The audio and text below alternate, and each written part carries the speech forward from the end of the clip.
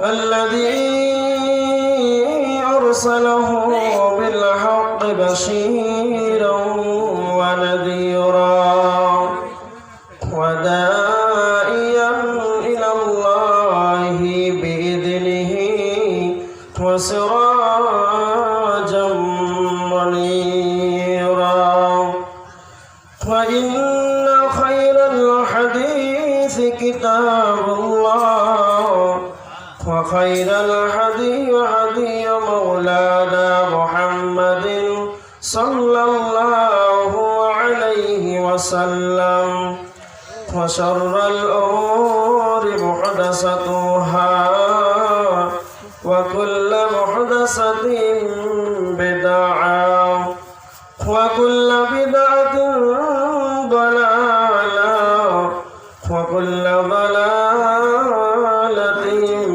في النار أما بعد فأعوذ بالله من الشيطان الرجيم بسم الله الرحمن الرحيم قل إن كان آباؤكم وأبناؤكم وإخوانكم وأزواجكم وعشيرتكم وأموال اقترفتموها وتجارة تخشون كسادها ومساكن ترضونها أحب إليكم من الله ورسوله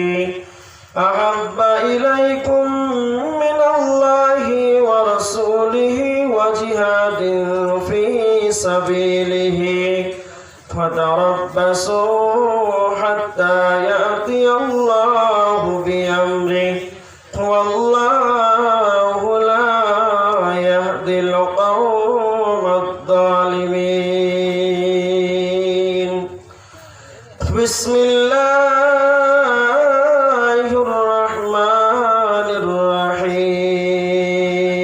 الرحيم يا أيها الذين آمنوا إذا قيل لكم انفروا في سبيل الله اثقلتم إلى الأرض فرضيتم بالحياة الدنيا من الآخرة فما متاع الحياة الدنيا في الآخرة إلا قليل إلا تنفروا يعذبكم عذابا عليما ويستبدل قوما غيركم ولا تضروه شيئا عن معاذ جبل قال أوصاني رسول الله صلى الله عليه وسلم بعشر كلمات وإياك والمعصية فإن بالمعصية يحل سخط الله عز وجل فقال النبي صلى الله عليه وسلم جاهدوا المشركين بأموالكم وأنفسكم وألسنتكم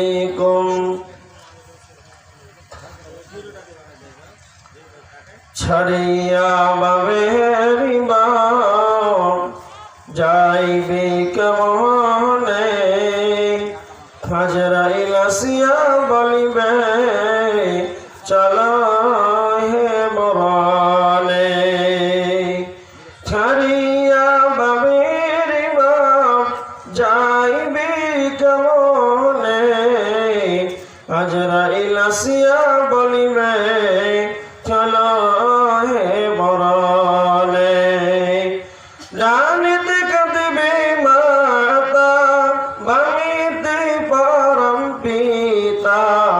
পদতলে প্রিয়সী ধ্বজর নয়নে ছাড়িয়া বাবেরিবা যাইবে কেমনে আজরাইল আসিয়া বলিবে চলো হে মরণে আত্মীয় স্বজন সবে শিবিল সর্জন রবে আত্মীয় স্বজন সবে শিবিল সর্জন রবে তবু না পারিবে কেহ বাঁচাতে মরণে ছাড়িয়া পাবে যাইবে কেমনে আজরাইল আসিয়া বলিবে চলো হে মরণে অপর লোক ঘোষণা দিবে কাঁধে করে লইয়া যাবে অপর লোক ঘোষণা দিবে কাঁধে করে লইয়া যাবে কবর শ্মশানে ছাড়িয়া বাবের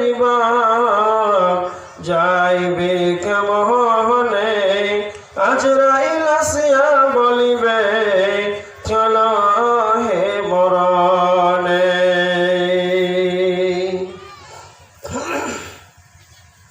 সম্মানীয় শ্রদ্ধেয় সুযোগ্য আজকের সভার সভাপতি, স্টেজে উপস্থিত অন্যান্য ওলামা ইকরাম, সামনে উপস্থিত দিনদার ইমানদার পরেশগার মুসল্লিন ইকরাম, পর্দার আড়ালে অবলা সরলা শূন্যওয়ালে মা ও বোনেরা, সংক্ষিপ্ত প্রশংসা সেই মহান আল্লাহ। তিনি প্রশংসার দাবি রাখেন, তিনি একচ্ছত্রের মালিক, তিনি আল্লাহ। তার প্রশংসা করে কেউ শেষ করতে পারেনি, আমরাও পারবো না। তাই সংক্ষিপ্ত প্রশংসা আমরা সকলেই গভীর রজনীতে কোন করে শীতে আল্লাহর শুকরিয়া আদায় করি। জোরে একবার বলি আলহামদুলিল্লাহ, জোরে একবার বলেন আলহামদুলিল্লাহ।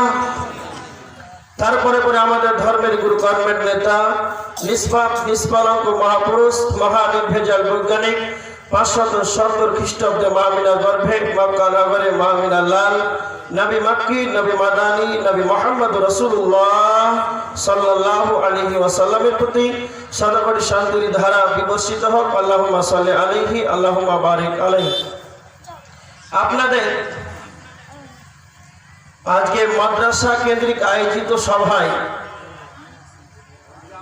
আজকে আপনাদের সম্মুখে আলোচনা করব। সূরা তাওবা থেকে কয়েকটি আয়াত তেলাওয়াত করেছি, সেই আয়াতকে সামনে রেখে বর্তমান আমাদের পরিস্থিতিকে কেন্দ্র করে যে আমাদের পরিস্থিতি, বর্তমান মুসলিমদের পরিস্থিতি কেমন, এই সিচুয়েশনকে সামনে রেখে আজকে আমার আলোচনা হবে।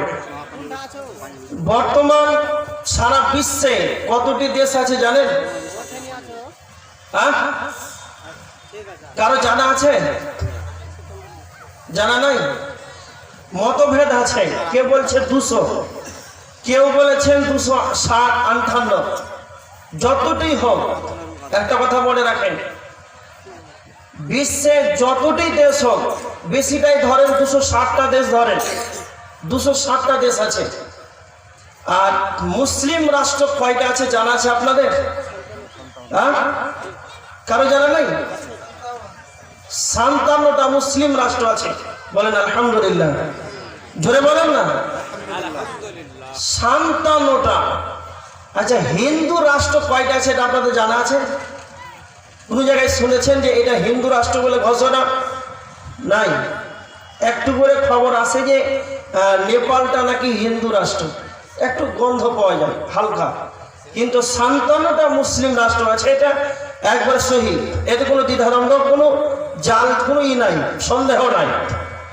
এবার দেখেন, আলোচনা হলো মুসলিম পৃথিবীতে রাষ্ট্র আছে 57টা। পৃথিবীতে যত রকম জাতি আছে, সব চাইতে বেশি জাতি হচ্ছে মুসলিম। জানা আছে?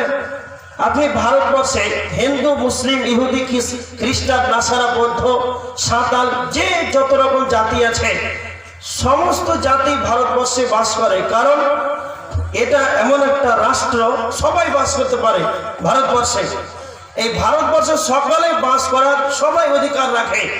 কিন্তু যতগুলো জাতি বাস করে সব চাইতে বেশি আছে কে বলেন তো? মুসলিম। সংখ্যাতে মুসলিম আছে। আচ্ছা, কেউ প্রমাণ কোনো পেপারে দিচ্ছে, কোনো লিখিত তারা গবেষণা করে বলছে, সংখ্যা দিচ্ছে যে কতটি আছে, কে বলছে 40-45 কোটি, কিন্তু মনে রাখবেন এটা গোপনীয় ভাবে, এর চাইতে আরো বেশি আছে। ওরা কিন্তু সঠিকটা দেবে না, ওরা সঠিকটা দেবে না, কম সংখ্যাটা আপনাদেরকে দিবে। এবার দেখেন, মুসলিম জাতিতে বেশি আছে, কিন্তু আপনাকে একটা কথা বলবো যে সব চাইতে যত রকম পৃথিবীতে আছে সব চাইতে নির্যাতিত কারা? কারা? হ্যাঁ, মুসলিম। এরা সব চাইতে বেশি, আর এরা সব চাইতে নির্যাতিত, সব চাইতে এরা অপমানিত। এখন বর্তমান ভারতবর্ষের সিচুয়েশন যে মুসলিম আমরা যদি বলি কোনো জায়গাতে মনে আমাদের ভয় লাগে, লাগে না? লাগে না? তার মানে আমরা হলাম মুসলিম মানে সিংহের জাত, কিন্তু আজকে আমাদের ভিতরটা ভীতু হয়ে আছে যে মুসলিম বললেই, দাড়ি ছেড়ে গেলেই, বড় জুব্বা পরে গেলেই মনে হয় অপমানিত হতে হবে। এটা হয় না? হয় না? হয়। এবার দেখেন, আল্লাহ রাসূল সাল্লাল্লাহু আলাইহি ওয়াসাল্লাম বলেছেন, সহিহ হাদিস, আবু দাউদ শরীফের হাদিস, 4297 নম্বর হাদিস, সহিহ হাদিস। আল্লাহ রাসূল সাল্লাল্লাহু আলাইহি ওয়াসাল্লাম বলেছেন, সাওবান রাদিয়াল্লাহু তাআলা আনহু বর্ণনা করেছেন, আল্লাহর নবী তিনি বলেছেন যে যেমন ক্ষুধার্ত ব্যক্তিরা যেমন খাবার প্লেটের উপরে যেমন ঝাঁপ দিয়ে পড়বে, ক্ষুধার্ত ব্যক্তিরা যেমন খাবারের প্লেটের উপরে যেমন ঝাঁপ দিয়ে পড়বে, চতুর্দিকে যেমন ঝাঁপ দিয়ে পড়ে ক্ষুধার্ত ব্যক্তিরা, অনুরূপ আমার নবীজি বলেছেন, ও আমার সাহাবীরা, এমন একটা সময় আসবে, এমন একটা যুগ আসবে, এমন একটা সময় আসবে, বিজাতিরা যারা বিধর্মীরা তোমাদের বিপক্ষে তারা সকলেই তারা বিপক্ষ হয়ে যাবে। খাস করে মুসলমানদের ব্যাপারে সারা পৃথিবীতে যতগুলো জাত আছে, হিন্দু আছে, খ্রিস্টান আছে, ইহুদি আছে, বৌদ্ধ আছে, এদের উপাসনালয় আলাদা হবে, এদের খাওয়ার আলাদা হবে। কেউ আগুনের পূজা করবে, কেউ এরা মূর্তির পূজা করবে, কেউ নিজে হাতে মূর্তিকে বানিয়ে এরা পূজা করবে। এদের উপাসনালয় ইবাদতখানা আলাদা আলাদা হবে। কিন্তু এমন একটা জামানা আসবে, সেই জামানাতে মুসলমানদেরকে মারতে হবে। এই ব্যাপারে সমস্ত বিজাতিরা, বিধর্মীরা মুসলমানদেরকে মারার ব্যাপারে একটাই মত থাকবে। সেই সময় একজন সাহাবী দাঁড়িয়ে বলেন, ইয়া রাসূলুল্লাহ, সেই দিন কি আমরা সংখ্যাতে কম থাকব? সেই দিন কি আমরা সংখ্যাতে কম হব? আল্লাহর নবী বলছেন, না না, সেই দিন তোমরা সংখ্যালঘু হবে, সেই দিন তোমরা সংখ্যাগরিষ্ঠ হবে, সেই দিন তোমাদের সংখ্যাতে অনেক বেশি হবে। কিন্তু আমার উম্মাত সেই দিন যেমন নদীর স্রোতে যেমন আবর্জনাগুলো ভেসে যায়, যেমন নদীর স্রোতে যেমন আবর্জনাগুলো ভেসে যায়, যেমন নদীর স্রোতে আবর্জনাগুলো ভেসে যায়, সেই দিন এই নদীর স্রোতের ভাসমান স্রোতের অবস্থা আমার উম্মতের হয়ে যাবে। কেউ যদি নদীর স্রোতে যদি পড়ে যায়, তাহলে সেই তার যতই শক্তি থাকুক না কেন, ওই স্রোতের মুখে তার শক্তিশালী, তার বাহাদুরি খাটবে না। এরা সংখ্যাতে অনেক হবে। যেমন দেখবেন নদীর স্রোতে যেমন খের খুঁটা আবর্জনাগুলো যেমন ধীর গতিতে যেমন চলে যায়, ওর ক্ষমতা নাই আবার এদিকে ফিরে আসবে, ক্ষমতা নাই, শক্তি নাই। অনুরূপ আমার উম্মতের আবর্জনার মতন, স্রোতের আবর্জনার মতন হয়ে যাবে, আমার উম্মতের শক্তি থাকবে না। যেমন ভারতবর্ষের মাটিতে যতগুলো জাতি বসবাস করছে, সব চাইতে আছে বেশি না তো কে, না তো মুসলমান, কিন্তু এদের পার্লামেন্টে কোনো কিছু বলার ক্ষমতা নাই, হাইকোর্টে এদের বলার কোনো কিছুই ক্ষমতা নাই। এরা জোর কণ্ঠে এরা সরকার যা আইন করবে মুসলমানদেরকে মাথা পেতে মেনে নিতে হয়। এরা উঁচু কণ্ঠে বলিষ্ঠ আকারে এরা পার্লামেন্টে গিয়ে বলতে পারে না, এটা আমাদের বিরুদ্ধাচারণ হচ্ছে, এটা আমরা মেনে নিতে পারবো না। এটাই নবীজি বলেছেন তোমরা সংখ্যাতে বেশি হবে কিন্তু তোমাদের শক্তি থাকবে না। আল্লাহ নবী বলেছেন কেন এটা হবে? আল্লাহ নবী দুইটা অসুখের কথা বলেছেন, উম্মত তোমাদের দুইটা অসুখ হয়ে যাবে। যখন তোমাদের এই দুইটা অসুখ হয়ে যাবে সারা পৃথিবীর বুকে তোমরা দুর্বল হয়ে যাবে। সেই দুইটা অসুখ হলো হুব্বুদ দুনিয়া ওয়া কারাহিয়াতুল মাউত। আবু দাউদ শরীফের 4297 নম্বর হাদিস, এর শেষ অংশে এটা এসেছে। আল্লাহর নবী বলেছেন এরা আমার উম্মত দুনিয়াকে বেশি বেশি করে ভালোবাসবে, এরা দুনিয়াকে এরা অগ্রাধিকার দেবে।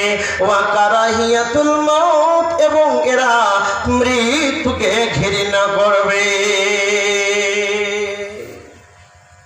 এই হাদিসের ভিতরে এলোটা কি? যে আমার উম্মত মৃত্যুকে ঘৃণা করবে আর দুনিয়াকে এরা বেশি ভালোবাসবে, দুনিয়াকে তাকে প্রাধান্য দিবে। এই কারণে এদের এই অবস্থা হবে, এদের কোনো শক্তি থাকবে না। দুইটা অসুখ, যেমন একটা মানুষকে যদি প্যারালাইজ হয়ে যায়, প্যারালাইসের রোগী চিনেন? হ্যাঁ, প্যারালাইসের রোগী একটা মানুষকে যদি প্যারালাইজ হয় আর হার্ট হয়, দুটাই পুরো মারাত্মক বড় অসুখ। যদি কাউকে হয় তাহলে এরকম চেয়ারে বসে থাকবে লাঠি নিয়ে, তার কোনো শক্তি আছে? হ্যাঁ, একটা বাচ্চা ছেলে যদি জানে যে প্যারালাইজ আছে তবে দেখে ভয় করবে? করবে? জীবনে করবে না। বড় লাঠি নিয়ে, বড় পিস্তল গুলি নিয়ে যদি থাকে, তবুও যদি আপনি খবর পান যে প্যারালাইজ আছে, তা আপনার সাহস বাড়বে কি পারবে না? ওইরকম উম্মতে মুহাম্মাদের শরীরে প্যারালাইজ হয়ে আছে, এদের ভিতরে হার্ট হয়ে আছে, এটা অমুসলিমরা জানে। এই জন্য এদের কলিজা ছেড়ে দিচ্ছে। এই জন্যই আর একটা কথা মনে রাখেন, দুনিয়াকে অগ্রাধিকার দেওয়া, এরা কতটাই দুনিয়াকে অগ্রাধিকার দিয়েছে যে এই অসুখটা এদের বেড়েছে।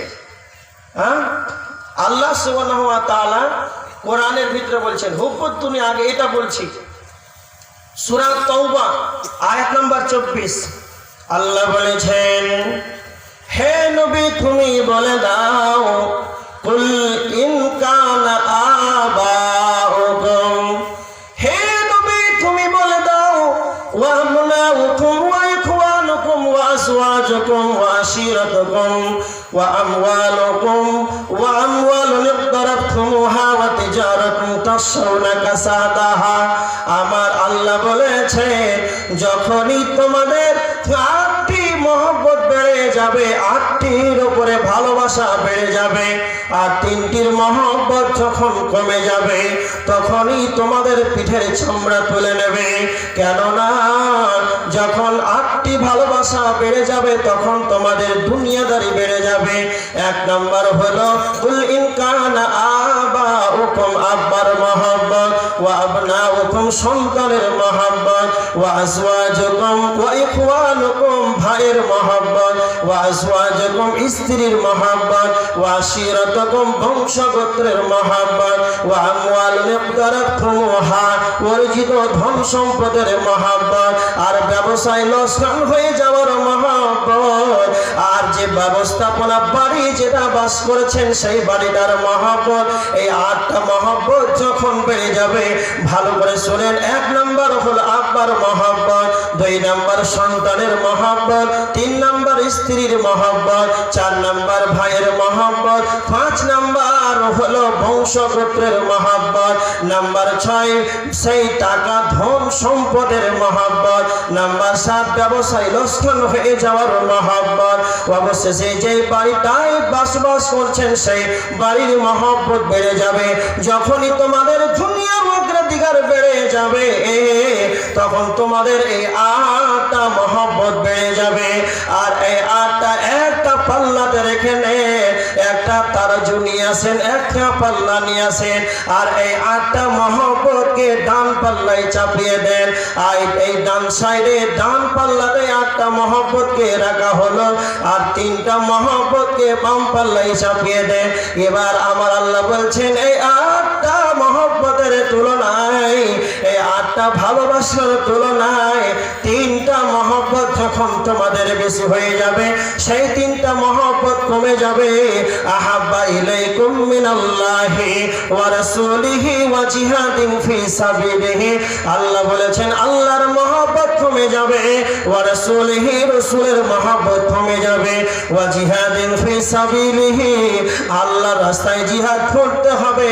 এই মহব্বতটা যখন কমে যাবে, আল্লাহ এবার বলছেন যখন আমার মহব্বত কমে যাবে, রাসূলের যখন মহব্বত কমে যাবে, আল্লাহর কোরআনের অপমাননা হচ্ছে আর এদের ব্যাপারে এরা যেন জিহাদে বের হচ্ছে না।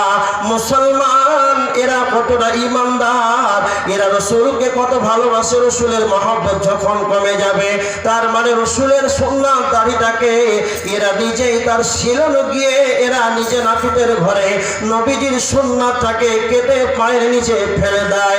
এরা রাসূলকে কত ভালোবাসে। আমার আল্লাহ এটাই বলেছেন রাসূলের ভালোবাসা কমে যাবে। এবার দেখেন আল্লাহ বলতে চাইছেন জিহাদের যখন তোমাদের ভালোবাসা কমে যাবে।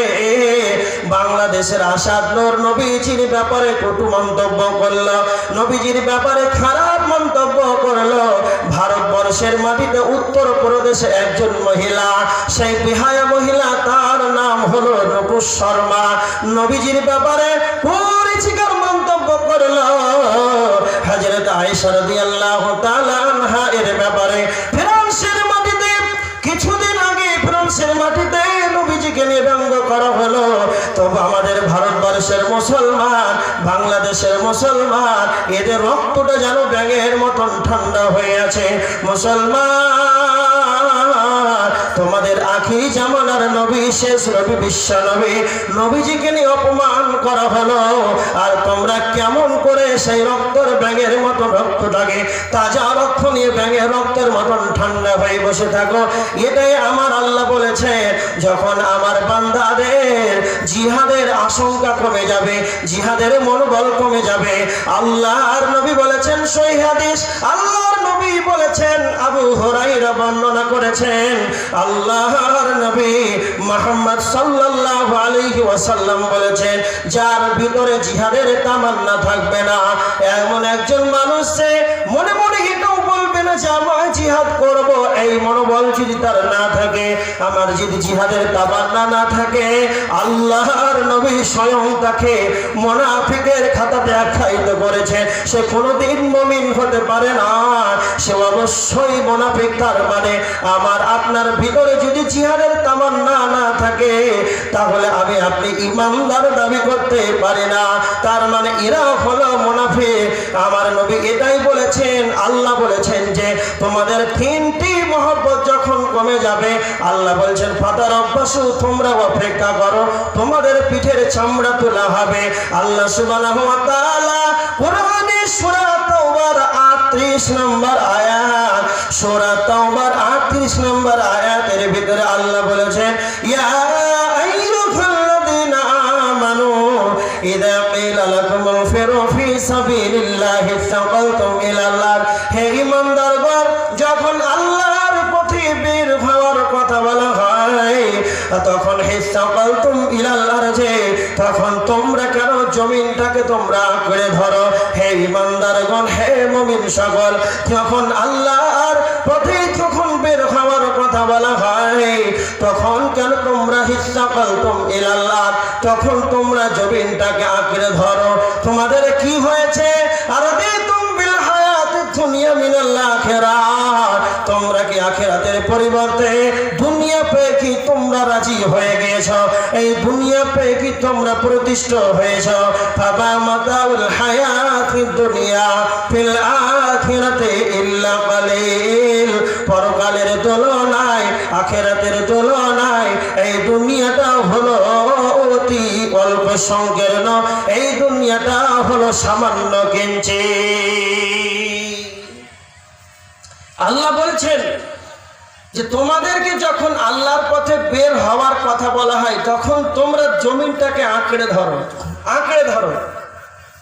আর এর আগের আয়াতে বললাম যে ফাতারাব্বাসু, আল্লাহ বলছেন যে অপেক্ষা করো। একটা কথা আপনাকে বলছি, আল্লাহ বলছেন যে 8টা মহব্বতের তুলনায় যখন 3টা মহব্বত যখন কমে যাবে, তখন ফাতারব্বাসু অপেক্ষা করো। এটা কোরআনের ভাষা। ফাতারব্বাসু আরবি শব্দ, এর বাংলা হচ্ছে যে অপেক্ষা করো। তো অপেক্ষা করো তো কি অপেক্ষা করো? কি বুঝতে পেরেছেন? কিছু বুঝতে পারেননি? আচ্ছা, আমি স্টেজ এখানে বর্তমান জালসা করছি, হ্যাঁ, আর একজন ব্যক্তি আমাকে এসে গালে এক থাপ্পড় মারলো। আমি কিন্তু সহ্য করলাম। তারপরে তার দিকে বড় বড় চোখ রাঙিয়ে বলছি যে অপেক্ষা করো। তার মানে আমি তাকে অপেক্ষা করতে বললাম, সে ভাবে যে আমাকে প্লেট দিবে না লাভ দিবে? হ্যাঁ, কি বুঝতে পেরেছেন? তাকে বললাম যে অপেক্ষা করো, সে ভাববে যে আমাকে প্লেট দিবে? কখনো ভাববে না। তো আল্লাহ বলছেন যখন তোমাদের আত্মার মহব্বতের তুলনায় 3টি যখন কমে যাবে তখন তোমরা অপেক্ষা করো। তার মানে আল্লাহ জান্নাত দিবে, দুনিয়াতে আযাব দিবেন। এর প্রমাণ আছে তারপরের আয়াত 38-39 নম্বরে সূরা তাওবা। আল্লাহ বলছেন ইল্লা তাগফিরু ইউআযিবকুম আযাবান আলিমা, যদি তোমরা বের না হও তাহলে তোমাদেরকে আল্লাহ সুবহানাহু ওয়া তাআলা কঠিন শাস্তি দিবেন। আর এখানে একটা মারাত্মক কথা বলেছেন, খুব ভয়ানক কথা। কি বলেছেন? ওয়া ইয়াস্তাবদিল কওমান গায়রাকুম, আল্লাহ বলছেন যে আমি আল্লাহ অন্য জাতিকে ক্ষমতা দিব, তো তোমাদের পিঠের চামড়া তুলে দেব। ওয়া ইয়াস্তাবদিল কওমান গায়রাকুম, আমি আল্লাহ অন্য কওমকে ক্ষমতা দিব, তো তোমাদেরকে সোজা করব। মানে অন্য কওমকে দিয়ে মুসলমানকে মারাবে, আল্লাহই মারাবে। আল্লাহ বলছেন ওয়ালা তাজুরুহু শাইয়া, তোমরা তাদের কিছুই করে নিতে পারবে না, তোমরা তাদের কিছুই করে নিতে পারবে না। তার মানে আল্লাহ নিজেই বলছেন যদি তোমরা জিহাদে বের না হও, যদি তোমাদের জিহাদের আশঙ্কা না থাকে, তোমাদের যেটি এই বাড়ি গাড়ি টাকা পয়সা স্ত্রী সোনা দানা হিরে মণি মাণিক্য পৃথিবীকে যদি তোমরা নিয়ে মেতে থাকো, তাহলে আমি আল্লাহ অন্য কওমকে ক্ষমতা দিয়ে তোমাদেরকে পিটাবো। ওই আবু দাউদ শরীফের হাদিসে এসেছে যে মুসলমানকে যে দেখে ভয় করবে ওদের ভয় লাগবে না, আল্লাহ এদের অন্তর থেকে ভয়টাকে উঠিয়ে নেবে। আর অমুসলিমকে দেখে এরাই ভয় পাবে, এটাই আল্লাহ নবী হাদিসের ভিতরে এসেছে যে আল্লাহ ওদেরকে আরো শক্তিশালী করবেন, দিয়ে আপনাকে পিটিয়ে দেবেন। তার মানে এদের ভিতরে মুসলিমকে যে দেখে ভয় লাগবে এটা লাগবে না, হাদিস আছে।